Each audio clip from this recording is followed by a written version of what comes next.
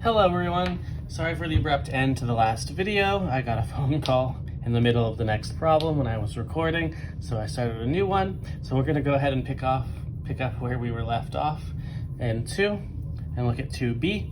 Now in the last section, 5.5, we were talking about where E came from, so we should already know that this limit is E because it was the definition of E, but we can see how we got there, and it requires some clever algebra techniques to recognize what we're doing. Now you're probably used to cleverly adding 0, possibly, or cleverly multiplying by 1, but you've probably not seen it packaged in such a way.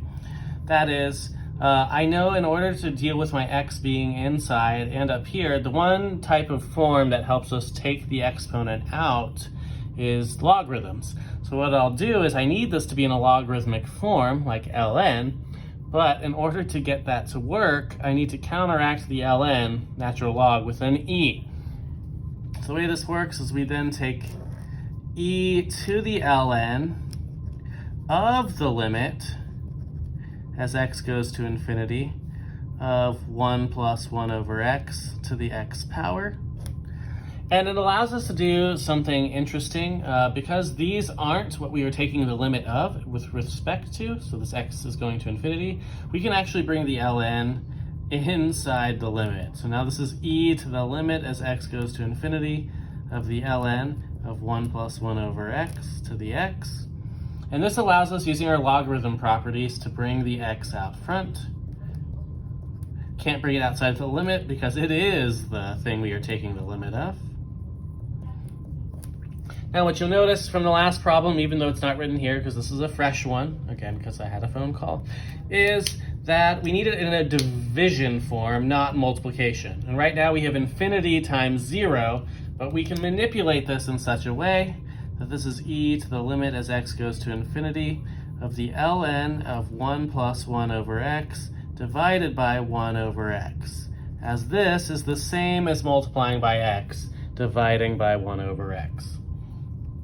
Now, this is now 0 over 0, so we can use L'Hopital's rule for this.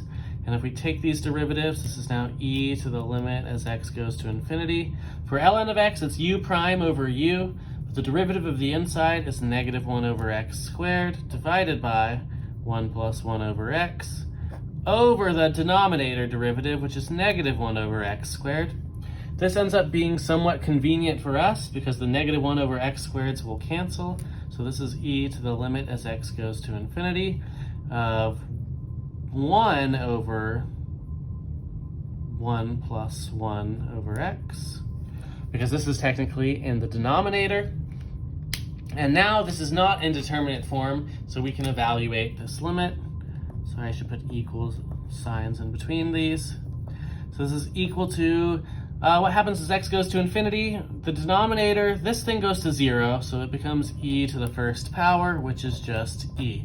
So this is really just an exercise to demonstrate how they got that limit of e. We talked about it in the last section, but this clever type of algebra here is actually how we developed the concept of E using logarithms to demonstrate how this works. Now, one other situation that could arise is you can use one-sided limits can be used using L'Hopital's rule if, again, it hits one of those indeterminate forms. So let's look at something like the limit as x goes to 0 from the right of sine x over x. Again, we could use logarithms to be clever here. So the way that I would do it is, again, I'm going to do it as e to the ln of the limit as x goes to 0 from the right of sine x over x, which allows me to bring my ln to the inside again, and I can then bring my power down. So it'll be x times the ln of sine x. And again, we can't use this form because it's multiplication, but this will be 0 times the ln of sine of 0 from the right. Well, sine of 0 will go to 0, but the ln of 0 actually goes towards negative infinity. So that means we have a 0 times infinity, which is not indeterminate, but again, I can use that same strategy that I used on the last problem and call this the ln of sine x divided by 1 over x. And when I take this derivative, what do I get? E to the limit as x goes to 0 from the right.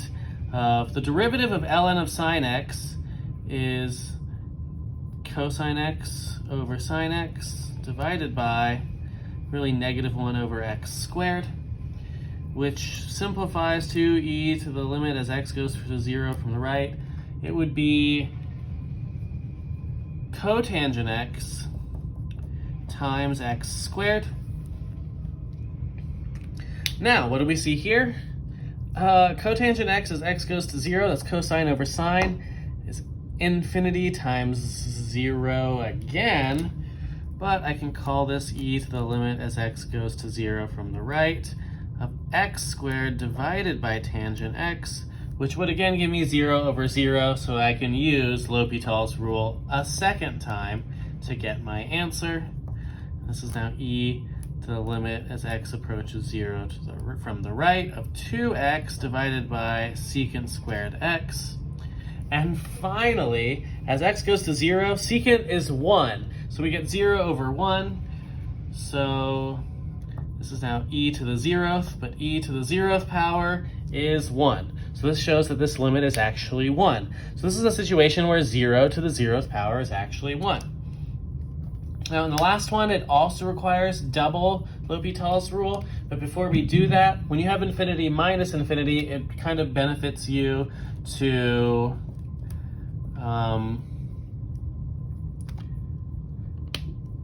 get a common denominator.